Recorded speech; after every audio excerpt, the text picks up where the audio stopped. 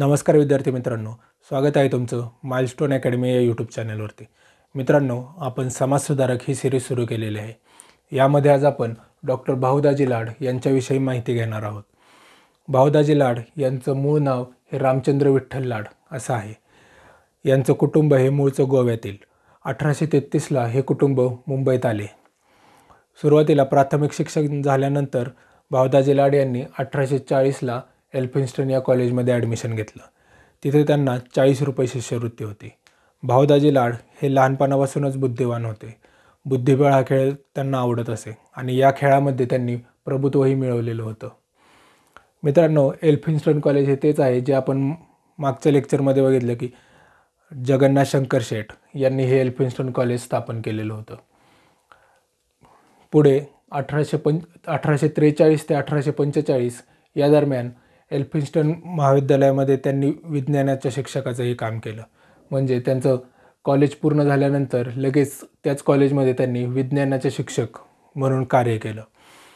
1845ला त्यांनी grand medical कॉलेजमध्ये प्रवेश घेतला. ग्रँड मेडिकल कॉलेज हे देखील जगन्नाथ शंकर शेठ यांच्या पुढाकाराने स्थापलेलं होतं. ग्रँड मेडिकल कॉलेज हे 1845ला स्थापन झालं होतं आणि हे भाऊदाजी लाड हे या कॉलेजचे पहिल्याच बॅचमध्ये शिकून डॉक्टर झाले होते. भाऊदाजी लाड हे मेडिकल कॉलेजमध्ये शिकत असताना त्यांच्याच कॉलेजमध्ये त्यांनी ग्रंथपालाची नोकरी केली. पुढे 1851ला मेडिकलची डिग्री घेऊन बाहेर पडल्यानंतर त्या कॉलेजमधील विद्यार्थ्यांनीच ग्रँड कॉलेज मेडिकल सोसायटी ही सोसायटी स्थापन केली. भाऊदाजी लाड हे या सोसायटीचे प्रथम उपाध्यक्ष होते आणि 1855ला ते अध्यक्ष झाले. 1855 साली भाऊदाजी लाड यांनी स्वतःचा स्वतंत्र खाजगी वैद्यकीय व्यवसाय सुरू केला. यामध्ये ते गरिबांना मोफत उपचार देत असत. तसेच वेगवेगळे प्रयोगही करत असत.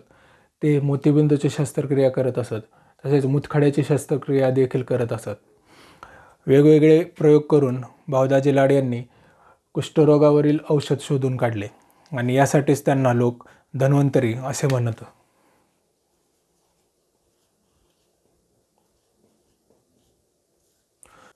त्या काळी भाऊदाजी लाड यांनी पश्चिम भारतातील लोकांचा आहार याविषयी देखील संशोधन केलेले होते. 1848ला स्थापन झालेली student literary and scientific society यामध्ये भाऊदाजी लाड हे 10 वर्षे अध्यक्ष होते.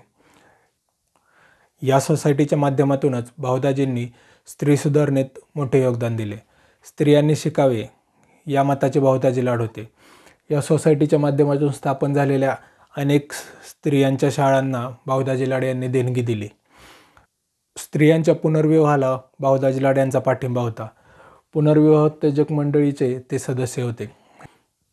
समाजातील अनिष्ट रूढी व परंपरांचा भाऊदाजींनी विरोध केला. त्या काळी लग्न व मुंजी इत्यादी कार्यक्रमांमध्ये कलावंतिनींचा नाच असत. भाऊदाजींनी त्याला विरोध केला व स्वतः देखील त्याचे पालन केले. त्यांच्या मुलाच्या मुंजींमध्ये हा कार्यक्रम त्यांनी ठेवला नाही.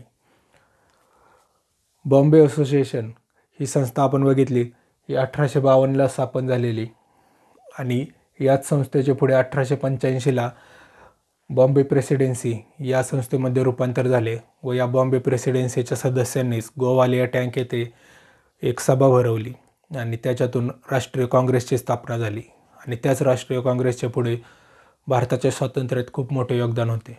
आणि ही बॉम्बे असोसिएशन ही स्थापन करण्यामध्ये भाऊदाजी लाड यांचाही खूप मोठा सहभाग होता. या बॉम्बे असोसिएशनचे भाऊदाजी हे चिटणीस होते. या बॉम्बे असोसिएशननेच पुढे भारतीय समाजाचे मागण्या हे ब्रिटिश संसदेकडे मान्य करण्यासाठी अनेक पत्रव्यवहार केले किंवा त्यांच्या मागण्या मांडल्या. आणि या बॉम्बे असोसिएशननेच मुंबईमध्ये विद्यापीठ व्हावे यासाठी देखील मागणी केलेली होती. बोर्ड ऑफ एज्युकेशनचे भाऊदाजी लाड हे सदस्य होते. आपण बघितलेलं बोर्ड ऑफ एज्युकेशन हे 1840ला स्थापन झाले. याला शिक्षण मंडळ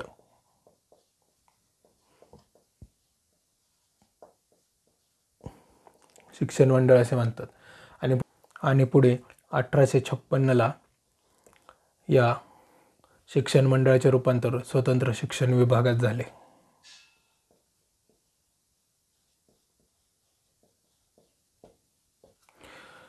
या बोर्ड ऑफ एज्युकेशन म्हणजे शिक्षण मंडळाचे भाऊदाजी हे सदस्य होते. 1845ला नेटिव्ह जनरल लायब्ररीचे अध्यक्ष देखील भाऊदाजी लाड होते. समाजामध्ये ग्रंथालय असावीत यासाठी भाऊदाजींनी खूप प्रयत्न केला. त्या काळी मुंबईमध्ये जेवढेही ग्रंथालय असतील त्या प्रत्येकामध्ये भाऊदाजींचा सहभाग असे. त्या स्थापन करण्यामध्ये भाऊदाजींचं योगदान असे. 1873 ते 1874 या दरम्यान रॉयल एशियाटिक सोसायटीचे उपाध्यक्ष हे भाऊदाजी लाड होते. रॉयल एशियाटिक सोसायटी ही समाजामध्ये शिक्षणविषयक जागृती निर्माण करत असे. तसेच त्यांचे ग्रंथालय असत. मुंबई विद्यापीठाची मागणी भाऊदाजी लाड यांनी केली. 1852ला ज्यावेळी ही बॉम्बे असोसिएशन स्थापन झाली त्याच्या माध्यमातून मुंबई विद्यापीठाची मागणी करणारे पत्र त्यांनी वेळोवेळी इंग्रज सरकारला पाठवले व त्याच्याच परिणामी 1857-58ला मुंबई विद्यापीठाची स्थापना झाली. आणि आपण बघितलेलं मुंबई विद्यापीठाचे फर्स्ट फेलो हे जगन्नाथ शंकर शेठ हे होते. मुंबई विद्यापीठाचे सिंडिकेटचे सदस्य देखील भाऊदाजी लाड होते. सिंडिकेट म्हणजे मॅनेजिंग डायरेक्टर्स.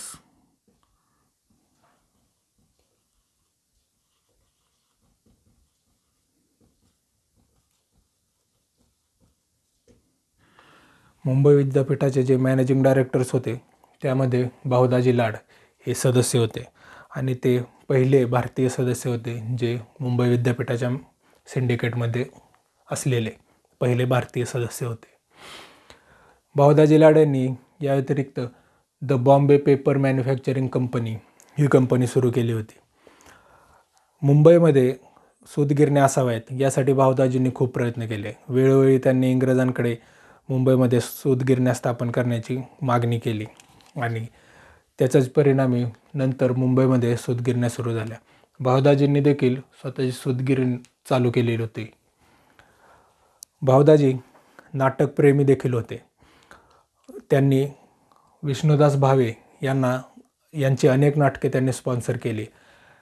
या व्यतिरिक्त भाऊदाजी लाड यांचं मोठं कार्य म्हणजे इतिहास संशोधन. त्यांनी भारताच्या प्राचीन इतिहासाबद्दल अनेक संशोधन केलं. गुप्त काळाबद्दल त्यांचं संशोधन खूप मोठं आहे. भाऊदाजी लाड यांनी व्हिक्टोरिया गार्डन तसेच त्या गार्डनमधील म्युझियम हे स्थापन होण्यासाठी खूप मोठं कार्य केलं. यासाठी त्यांनी देणगी मिळवून दिल्या. या म्युझियमसाठी जी काही देणगी होती त्यापैकी जी काही रक्कम लागणार होती त्यापैकी अर्धी रक्कम भाऊदाजी लाड यांनी लोकांमधून गोळा करून उभारली होती.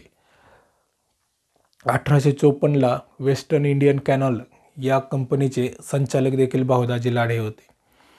1864 ते 1869 आणि 1871 अशा 2 वेळा भाऊदाजी लाड यांची निवड मुंबईचे नगरपाल या पदावर झाली होती. 1859ला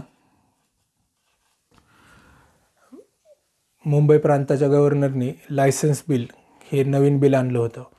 भाऊदाजी लाड यांनी त्या बिलाला विरोध केला कारण त्यामुळे व्यापार व वाणिज्यावर परिणाम होणार होता. दादाभाई नौरोजी यांनी 1866ला ईस्ट इंडिया असोसिएशन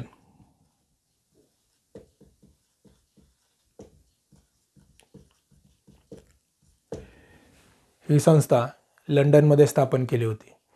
त्या संस्थेचे मुंबई शाखेचे अध्यक्ष हे भाऊदाजी लाड हे होते. मुंबई ही शाखा 1869ला या ईस्ट इंडिया असोसिएशनची मुंबईची शाखा स्थापन झाली. त्याचे अध्यक्ष भाऊदाजी लाड हे होते.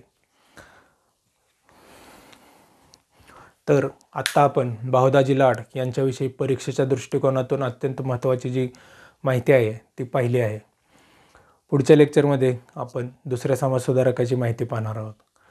जर तुम्हाला हे लेक्चर आवडलं असेल तर व्हिडिओ लाईक करा, चॅनल सबस्क्राईब करा. धन्यवाद.